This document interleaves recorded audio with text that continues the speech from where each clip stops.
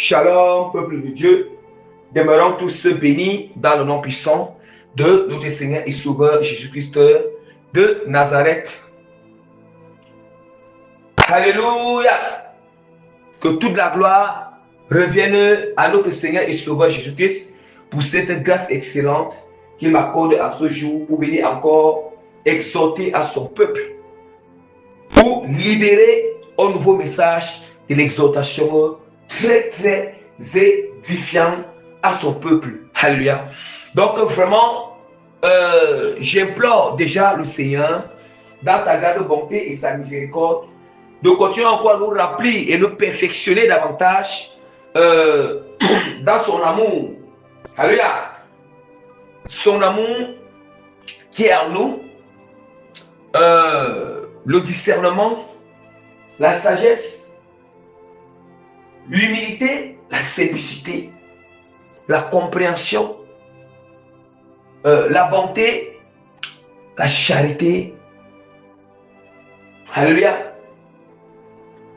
L'obéissance complète à sa parole, sans toutefois oublier la vie de sanctification totale de l'esprit, du cœur, de l'âme et du corps physique.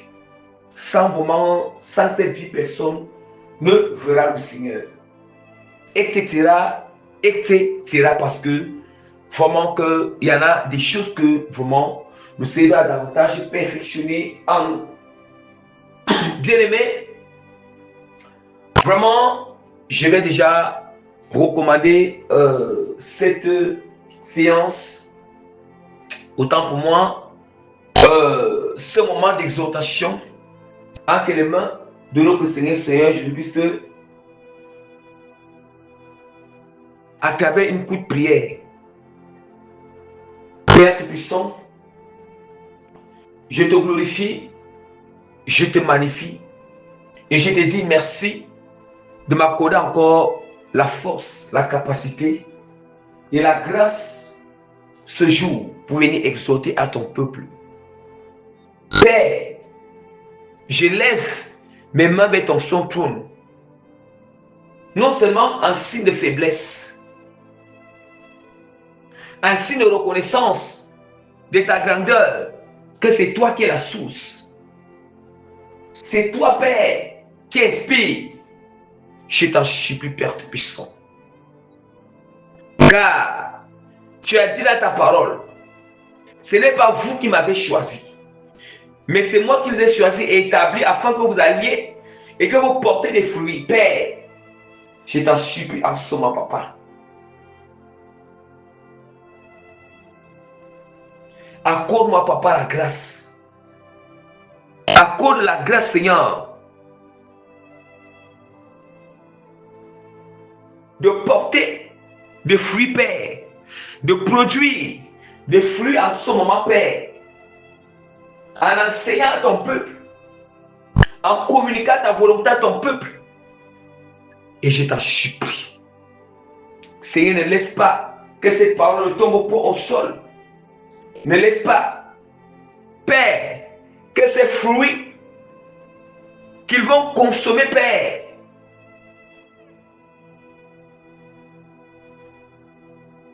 que ça ne puisse pas impacter leur âme, l'esprit et leur corps, mais que ces fruits soient vraiment purs, les transforment, les chargent, les redonnent la force, renouvelle leur intelligence, ouvre, Père, leurs yeux spirituels, leur compréhension spirituelle et leur esprit, Papa, et les amène dans les hauteurs, Seigneur. L'intimité profonde avec toi, Père, au nom puissant de notre Seigneur Sauveur, Jésus-Christ de Nazareth. Amen. J'annonce rapidement le thème de notre exhortation qui est intitulé sur « N'exposez jamais vos nudités spirituelles au diable, de peur qu'il ne vous rende esclave de son dessein. » Alléluia. De son dessein bien-aimé. Alléluia. C'est très important. Bien-aimés, nous ne devons jamais exposer nos nudités spirituelles au diable. Ah oui, de peur vraiment que, de peur qu'il nous rende esclaves de son dessein, de son dessein bien-aimé, ou bien esclaves de sa volonté. C'est ça. De sa volonté. Sa volonté fait que quoi? Ses lois maléfiques, ses principes maléfiques, ses conditions maléfiques. Alléluia. Et toutes ces choses nous conduisent à la mort. La mort spirituelle, la déconnexion avec le Seigneur. Avec le Seigneur bien-aimé, nous allons nous poser la question, mais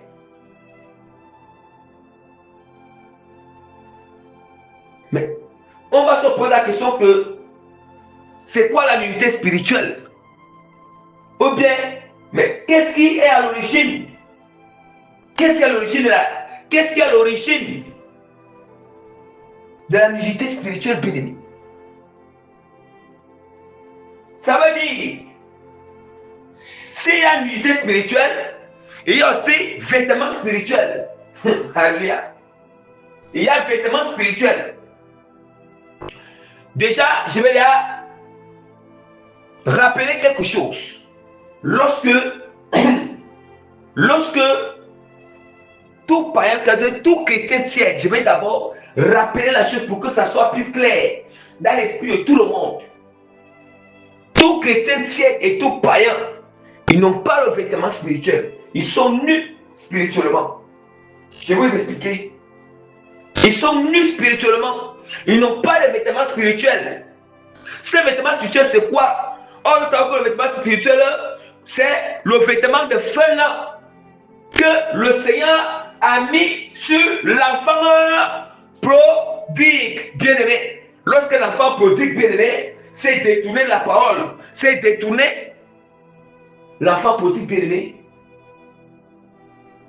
le vêtement lui avait été ôté. Il avait perdu son vêtement. Maintenant, il est revenu encore parce que avant que l'enfant prodigue ne parte livrer ses richesses ou aux prostituées. Prostituées, ça veut dire que les démons, les esprits impurs, les esprits liés à chaque péché. Parce que l'enfant prodigue était allé livrer tous ses trésors aux prostituées. Je vais vous expliquer ce qui signifie prostituée. Et du coup, les prostituées l'ont déshabillé. Or, le vêtement spirituel, c'est un trésor du Seigneur. C'est un trésor du Seigneur. Le vêtement spirituel, c'est le trésor de Dieu. Alléluia. Donc, ça veut dire que l'héritage spirituel, le vêtement spirituel fait partie de l'un des héritages spirituels que le Seigneur a habillé sur notre âme. Alléluia. Du coup, lorsqu'il était arrivé chez les prostituées, il a livré tout. Les prostituées l'ont dépouillé. Ça veut dire que les démons, les esprits, l'ont dépouillé de tout. Et regardez comment ils l'ont rendu esclave dans ce pays où il est parti. Bien aimé. Ici, il n'y a pas de à peu près. Tout est expliqué. Tout est expliqué. Donc, nous comprenons déjà que si le chrétien converti, il se regarde, il se détourne, malgré que ce chrétien converti est à la sainte doctrine, il porte le trésor du Seigneur. Il porte l'héritage spirituel du Seigneur. Maintenant, s'il se regarde, s'il répand dans le monde où il pêche, il est fort et probable qu'il soit dépouillé de ces choses. À plus forte raison, si le chrétien qui est dans la sainte se regarde, à combien plus fois bien aimé, le païen et le chrétien, eux, ils n'ont pas de vêtements spirituels. Le païen est nu spirituellement.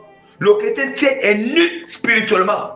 Et à la place du vêtement spirituel que Dieu devait mettre sur notre corps, vous savez maintenant le vêtement qui est là, ce sont des culottes de sorcellerie bien aimés. Ah oui.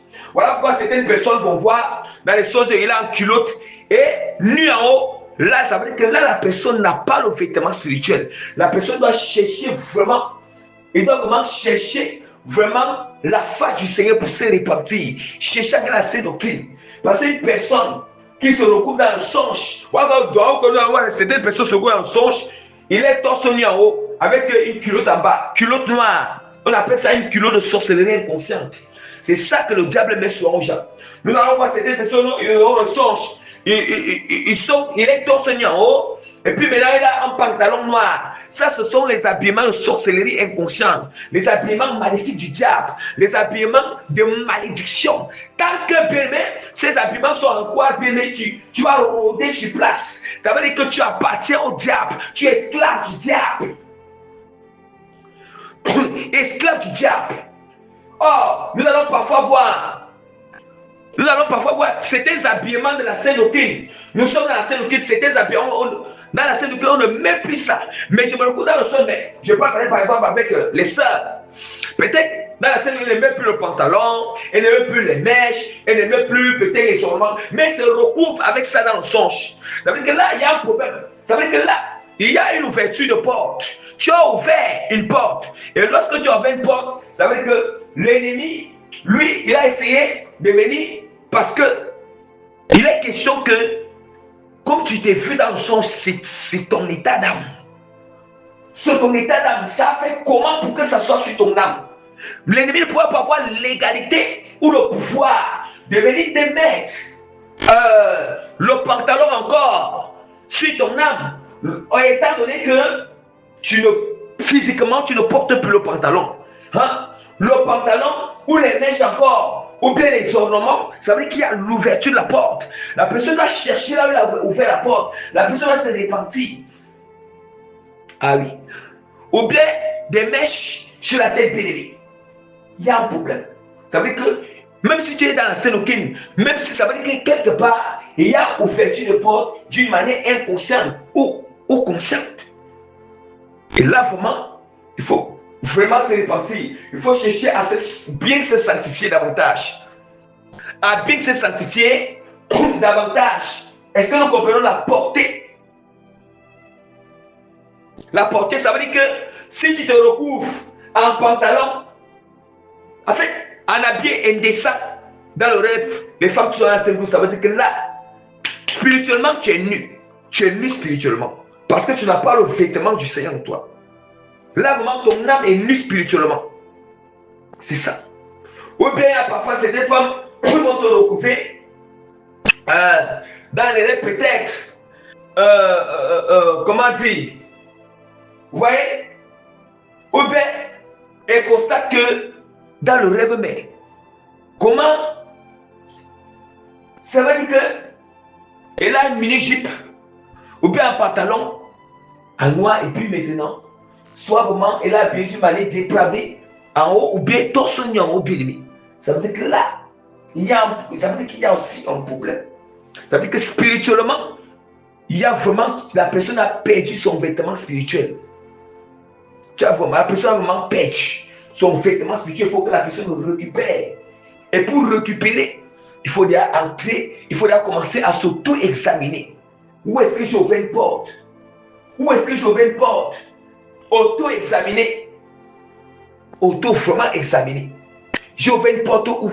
Tu demandes au Seigneur, tu te concentres, tu observes tes deux dernières semaines, tes comportements, tes agissements, la manière de parler, de penser, les envies du cœur, les désirs du cœur. C'est ça. Il n'est pas forcément que tu as parlé ou bien tu as fait l'action. Il s'agit aussi des désirs qu'il y a dans le cœur, les envies qu'il y a dans le cœur, les pensées que tu as eues, qui sont persistantes. Et puis la personne, ça persiste, c'est constant. La personne néglige, ça ne se répand pas sur ses pensées, sur ses envies, ses désirs ne cessent pas, ça continue. Ça continue. Et c'est ça qui fait que on se recouvre. Voilà pourquoi c'est ça que nous les expliquons. On dit que nudité spirituelle, pour que nous comprenions ce qui signifie nudité et quand est-ce que je suis nu spirituellement. Ou bien, qu'est-ce qui fait que je me recouvre nu spirituellement. Voilà. Mon état d'âme se recouvre en train de mon état d'âme se présente nu spirituellement. Ah, ce qui fait ça, bien-aimé, c'est l'ouverture de la porte, c'est le péché. C'est le péché qui fait ça. D'où maintenant, je vais ouvrir rapidement la parole de Dieu. La parole du Seigneur dans Lamentation. Lamentation chapitre 1 verset 8. Jérusalem a multiplié ses péchés d'aversion. Tous qui objectent, tout ce qui est un objet d'aversion, tout ce qui l'honorait la méprise en voyant sa nudité. Elle-même soupit et détourne la face. Bien-aimé, est-ce que nous comprenons? On nous dit que tout ce qui, on dit que Jérusalem a multiplié ses péchés. Écoutez très bien, on nous parle d'abord qu'il a multiplié ses péchés. Donc, il a d'abord péché. Il a désobéi au Seigneur. Or, nous savons que le péché, c'est la désobéissance à la volonté de Dieu. La désobéissance à la parole de Dieu. C'est ça le péché. Donc, ne cherchons pas loin pour dire que non. Vraiment, le péché, c'est que si j'ai eu la colère, je vais faire la fornication. Non. Ça, la fornication, on appelle ça, la fornication est juste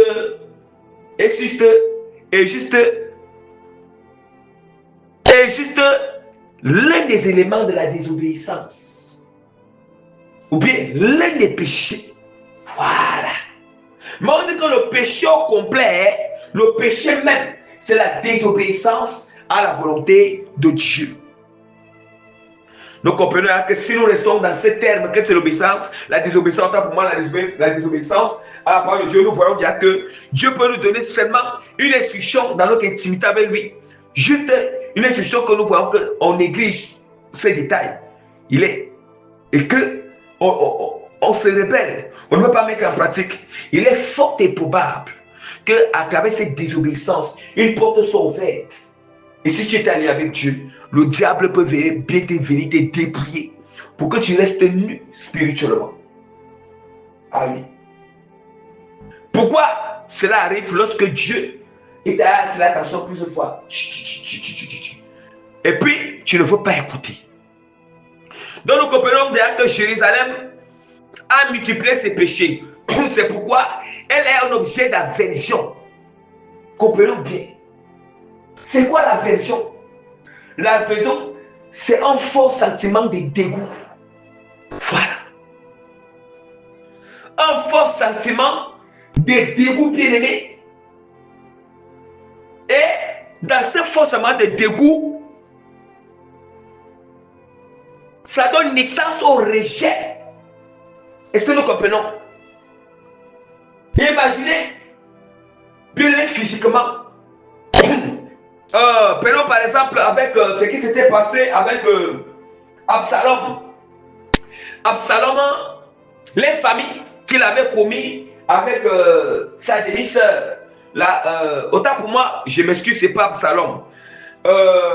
Amnon, voilà. Amnon vraiment, qui avait commis les familles avec sa demi-sœur, c'était la sœur d'Absalom. Lorsque il a fini de commettre cette infamie, cet inceste. Ouais, on dit qu'il a eu une forte aversion. Une forte aversion à l'égard de sa demi-sœur. Déjà, ce qu'il a fait l'inceste, c'est le péché. Et puis, après avoir commis cet inceste, on dit qu'il a encore eu une forte aversion à l'égard de sa demi-sœur. Oh, c'était un dégoût, c'était un faux sentiment, un faux désir de dégoût à son égard. Et après ce faux désir de dégoût, il a rejeté, chassé comme une prostituée. Yes! Et c'est pour cela qu'on dit que Absalom, yes! Absalom bien-aimé, n'avait rien parlé. Il disait à sa petite sœur, calme-toi, On dit qu'Absalom n'avait ni parlé en bien ou en mal de son demi-frère Amnon. Mais Absalom avait gardé la haine dans le cœur. Parce que Absalom a dit que non, je ne peux pas accepter que tu fais ceci à ma petite soeur. Et c'est d'où maintenant il avait tué son demi-frère. Il avait tendu un guet-apens ou bien une embuscade. Ah oui, l'embuscade bien. Pour que son demi-frère tombe dans ses filets. Où il les avait invités, vraiment, il avait fait une fête à Hébron. Et invité maintenant tous les enfants du roi David. Ses demi-frères. Et c'est là-bas qu'il avait tué Amnon. Donc, nous comprenons maintenant que j'ai pris cet exemple pour que vous compreniez qu'après cette aversion, il y a le rejet. Donc, du coup, vraiment, une fois que nous sommes nus spirituellement, nous sommes rejetés. Partout là où on part, nous sommes rejetés. Il y a l'aversion. Non seulement nous sommes rejetés, et nous avons bien aimé l'odeur de puanteur. L'odeur de puanteur, nous bien aimé. C'est le péché qui fait que nous avons l'odeur de puanteur. Oh, cette odeur, c'est cette odeur qui donne l'aversion, du dégoût, parfois ça poche, mais c'est comme si les gens rejettent. Bon, je ne dis pas, voilà, c'est ça bien. Surtout quand nous sommes conscients que je suis dans le péché, conscients que je suis parlé avec Dieu.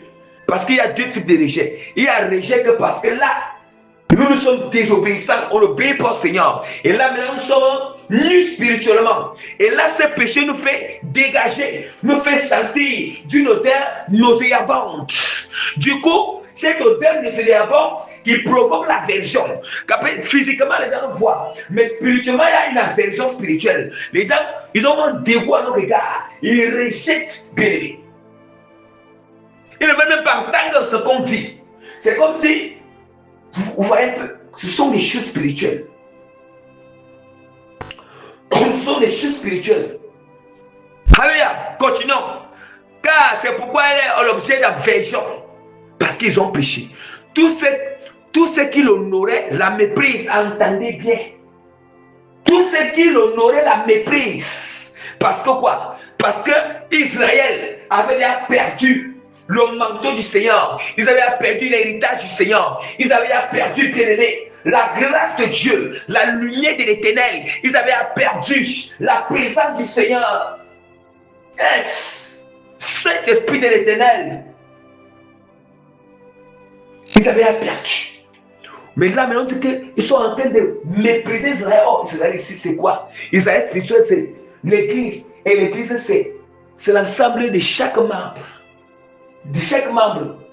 Oh, chaque membre, c'est un chrétien. Ouais. L'église, c'est l'ensemble de chaque membre réuni pour former l'assemblée. Or, nous savons que chaque membre, c'est le corps de Christ. Et ce corps de Christ, c'est chaque chrétien.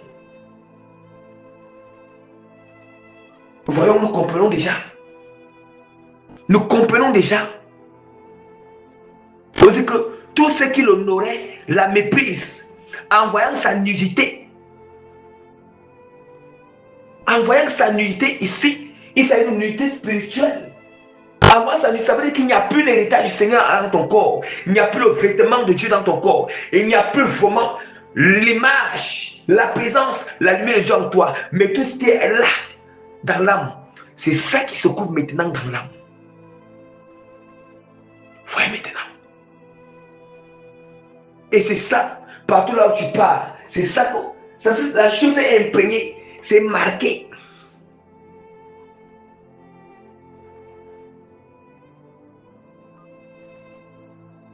Alléluia. Là, je spécifie beaucoup plus le sujet dans ce cas-là. Ézéchiel 16, verset 46. Ainsi parle le Seigneur, l'Éternel, parce que tes trésors ont été dissipés et que ta nudité a été découverte dans tes prostitutions avec tes amants, avec toutes tes abominables idoles, à cause du sang de tes enfants que tu leur as donné. Vous voyez maintenant? Dieu nous montre la cause. La cause vraiment de la nudité spirituelle. Vous voyez, il dit que c'est par l'Éternel. Parce que tes trésors ont été dissipés. Dissipés comment? Ici, les trésors, maintenant, ils ont perdu leurs trésors. Dissipés, ça veut dire que ils sont venus les piller, arracher tous. Ils ont perdu tous leurs trésors, dissipés. La chose s'enfuit, la chose part. La chose disparaît. Les trésors, l'héritage spirituel, ça part. Et oui, parce que tes trésors ont été diffusés et que ta nudité a été découverte. Voyez maintenant, dans tes prostitutions, avec tes amants. Les amants, c'est quoi? Ce sont les démons. Prostitution, c'est quoi? C'est vagabonder dans le péché. Se plaire dans les désirs purs, les désirs charnels, les pensées charnelles. Ah oui. Des pensées charnelles. Voyez? Des actions qui ne refusent pas le Seigneur. On se plaît dans la rébellion, dans nos mauvais caractères. Non, on se plaît dans ces choses. Ça veut dire qu'on se prostitue. Parce que là, il y a un esprit qui nous nous prostituons aux esprits. Les esprits liés au péché. C'est ça qui est ici là. Hein? Oui. Oui, il dit que oui. Et que ta nudité a été découverte dans tes prostitutions avec tes amants, avec tous tes abominables idoles. Oui. Puisque j'ai péché et je ne me suis pas repenti, je continue à le pécher. Le vêtement spirituel est parti. Et ma nudité, la nudité de mon âme spirituelle, maintenant est découverte. Est découverte aux esprits, aux démons. Et maintenant, les démons maintenant vont faire de moi l'esclave de ce qu'ils veulent. Ils vont me mettre les habits qu'ils veulent. Les habits de malédiction, habits maléfiques, habits de rejet, les odeurs. Ils vont me mettre tout ce qu'ils veulent dans l'âme parce qu'il n'y a plus ce qui sécurise l'âme. Pour que je repasse seulement les ténèbres. Et du coup, partout là où tu pars, rien ne peut donner. Hein? Tout ça à cause du péché. À cause que c'est des choses qu'on se plaise, qu'on ne veut pas se dire, on ne veut pas prier, que Dieu nous brise. Dieu nous brise, bien aimé. On ne veut pas combattre nos comportements, nos caractères, nos sales habitudes. Nous devons faire très attention. Très attention.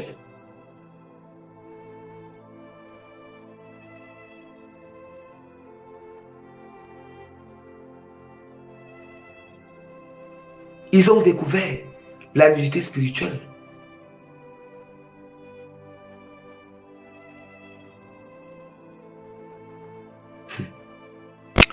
Apocalypse chapitre 3, verset 15 à 17.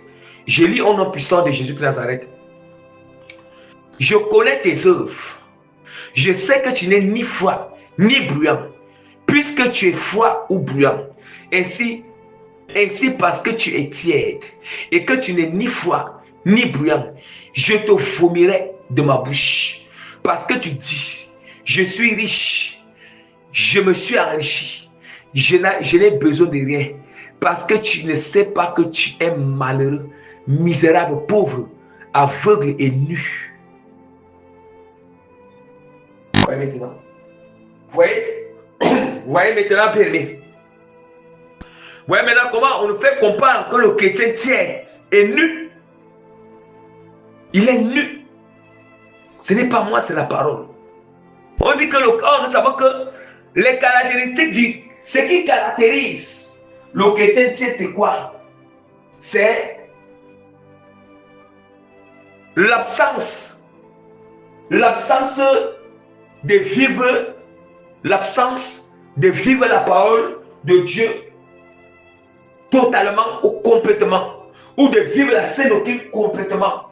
L'absence de renoncement au monde et à soi-même.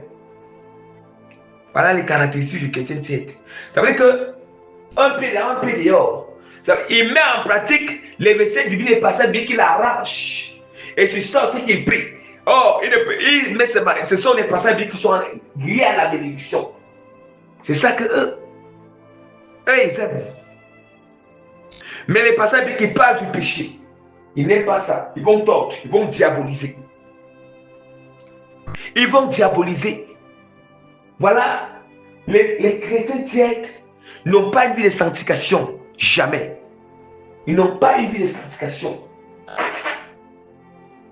Ils n'ont pas une vie d'obéissance complète. Jamais. Vous voyez? Et les chrétiens tièdes, pour eux là, pour eux, c'est l'intérêt de Dieu. Ça veut dire qu'eux, ils cherchent leur intérêt. Ils veulent exploiter Dieu. Oui. Ils veulent exploiter le Seigneur. Ils veulent utiliser le Seigneur. C'est leur intérêt qu'ils cherchent. Et l'intérêt, ce ne sont que les choses du monde. Les choses du monde. Voilà pourquoi ils cherchent le Seigneur. Ils cherchent Jésus-Christ. Voilà. Maintenant, on nous dit que ces chrétiens tièdes-là, comme il est tiède, on va le vomir. Parce qu'il dit, je suis riche. Il dit que je suis riche. Il est riche comment? Il dit qu'il est riche. Il est riche peut-être que physiquement. Il y en a d'autres qui sont riches physiquement. Ou bien, leur manière de faire les choses, il voit un peu que ça marche bien, ça donne bien. Il est dans le confort. Il se dit qu'il est riche. Bien aimé, vous voyez? Il se dit qu'il est riche. Et puis la parole de Dieu nous dit que parce que tu dis que tu es riche, je me suis enrichi. Et je n'ai besoin de rien. Vous voyez? Lorsqu'ils sont dans leur confort, ils vivent bien. Le diable les trompe.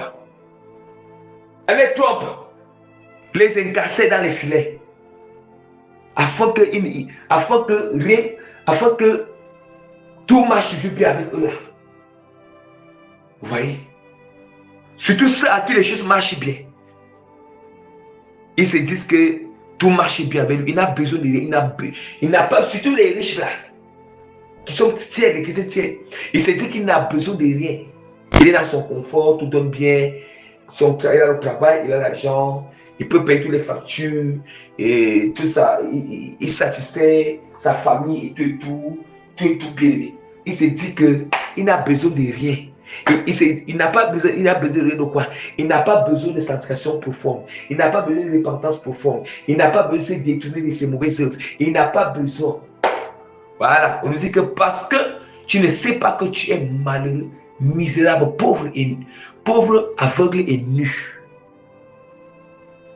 Ouais, maintenant, ça veut dire qu'ils sont quoi? Misérables. Ça veut dire qu'ils sont misérables. Ils sont pauvres.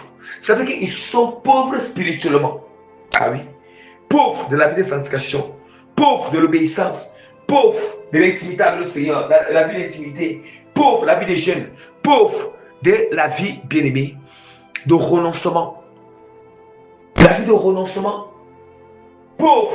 La vie de prière faite en esprit en vérité. Oui. Ils sont pauvres de tout ça. Pauvres de la vie éternelle. Pauvres de la richesse du ciel. Tout ce qui peut faire entrer une âme au ciel. Ils sont tellement pauvres dans leur âme. La même chose ici, c'est la même chose avec les païens. Ceux qui ne croient pas en Jésus-Christ aussi. Même les athées. Pas seulement les chrétiens, même aussi. Parce que, voilà, il dit que aveugle, ouais, qu'en même temps, ils sont égarés. Ça, c'est l'égarement, l'aveuglement spirituel. Et nu, voilà, il n'y a pas de vêtements spirituels. Il n'y a pas de vêtements spirituels. Et comme ils sont nus spirituellement là, nus sans vêtements spirituels de Dieu, du coup, le diable les met un vêtement maléfique. Et ce vêtement maléfique signifie que devant le Seigneur, nous sommes, devant Dieu, dans le monde spirituel, devant Dieu, même devant le diable, nous sommes nus spirituellement. Voilà pourquoi le diable maintenant, lui, il vient mettre maintenant le vêtement maléfique. Parce que s'il n'y a pas le vêtement spirituel en nous, le diable va venir mettre le vêtement de malédiction, le vêtement maléfique qui est lié à la conséquence de notre péché. C'est ça que nous faisons quoi? C'est très clair. S'il n'y a pas quelque chose, si un clou de Dieu manque à nous là, à la place de ça, le diable met que ce qui appartient. Voilà pourquoi Dieu prend toujours Dieu prend toujours soin de déraciner les choses. Quand il délivre quelque chose, il remplace la chose du diable qui a été délivré en nous, déraciner en nous par ce qui appartient. Parce que la maison ne doit jamais être vide. La maison ne doit jamais être vide. La maison doit être remplie. Soit c'est rempli des choses maléfiques du diable, des semences du diable, des créations maléfiques du diable. Soit c'est rempli des créations du Seigneur, rempli des semences de Dieu, ou les qualités de Dieu, des comportements de Dieu, ou rempli des comportements du diable, les caractères du diable. C'est ça. Il n'y a pas de neutralité. Une maison ne peut pas rester ornée comme ça. Non, il s'agit de nos cocos. Jamais. Jamais. Donc plutôt, bien aimé, pour ceux qui s'expérimentent, il y a des choses dans le songe, c'est vraiment très très important. C'est une manière que Dieu vraiment te révèle que vraiment, là vraiment, tu n'es pas bien aligné avec moi. Tu n'es vraiment pas bien aligné. Il faut revoir ta marche avec moi. Examine-toi, auto-examine-toi. Voilà. Fais une retrospection. Bon, j'ai expliqué toutes ces choses. J'ai vraiment expliqué. Voilà, la parole de Dieu nous dit à la fin, dans Deutéronome verset 28, verset 40. Verset 40, autant pour moi, Deutéronome chapitre 28, verset 48. Tu serviras au milieu de la faim, de la soif, de la nudité, de la disette, de toutes choses. Tes ennemis que l'Éternel enverra contre toi, il mettra un joug de fer sur ton cou, jusqu'à ce qu'il t'ait détruit. Vous voyez maintenant. Tu serviras au milieu de la faim, de la soif, de la nudité et de la disette. De la nudité comment? Au milieu de la faim. Pourquoi? À cause du péché, la rébellion. De la soif à cause du péché. De la nudité spirituelle, nudité à cause du péché. Or, à cause du péché. De la disette. La disette de toutes choses à cause du péché. Il s'agit fin de quoi? Non seulement la famine physique et la famine spirituelle. Où tu n'auras plus accès. Non, parce que l'ennemi a tellement égaré la personne. Il n'a même plus. C'est comme si la vérité est déjà voilée à ses yeux. La soif. Voyez.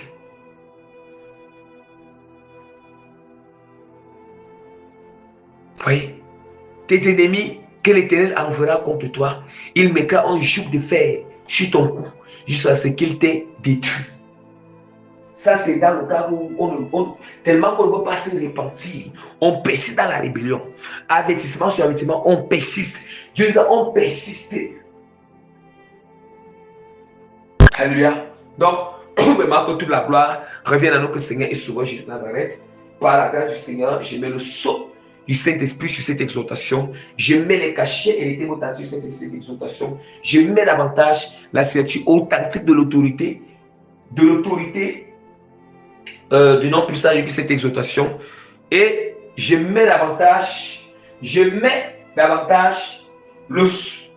scelle la transformation et le changement des cœurs à l'esprit, des cœurs, des âmes qui vont écouter dans le sang de notre Seigneur et Sauveur Jésus-Christ de Nazareth.